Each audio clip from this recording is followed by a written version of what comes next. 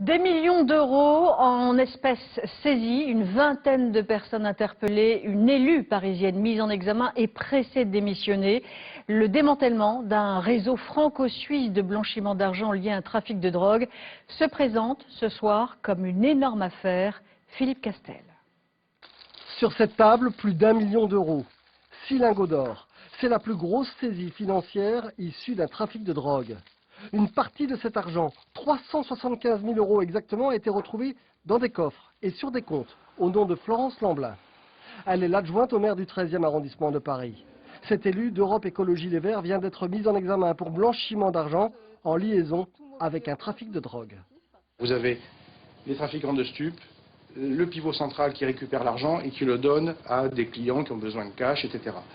De cette ampleur-là, oui, c'est une des premières qui a été faite en France. Ouais. L'enquête a donc bien deux volets. La drogue d'abord. 8 tonnes de cannabis en quelques mois provenant du Maroc. Elle transitait par l'Espagne puis était vendue en région parisienne. L'argent ensuite. Frauduleux, il partait vers la Suisse. Une société financière qui avait pignon sur rue en plein cœur de Genève servait d'intermédiaire avec des comptes suisses.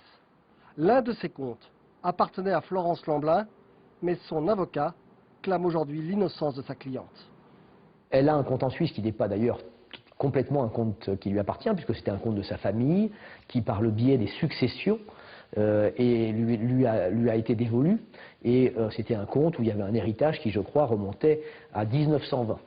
L'élu qui est resté terré chez elle aujourd'hui nie toutes les accusations qui pèsent sur elle. Et elle prévient, elle ne démissionnera pas de ses fonctions politiques.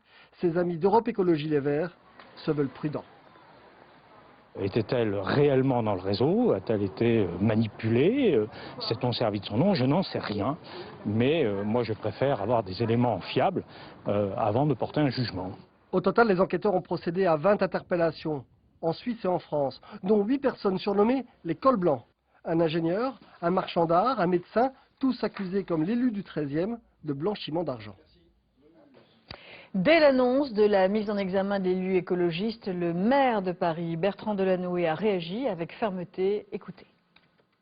Il s'agit quand même de blanchiment d'argent dans un cadre de trafic de drogue. C'est très très grave. Donc je pense que tout en respectant la présomption d'innocence, mais enfin avec là quand même un dossier très lourd, la personne concernée doit se poser quand même la question de savoir si elle peut rester représentante du suffrage universel.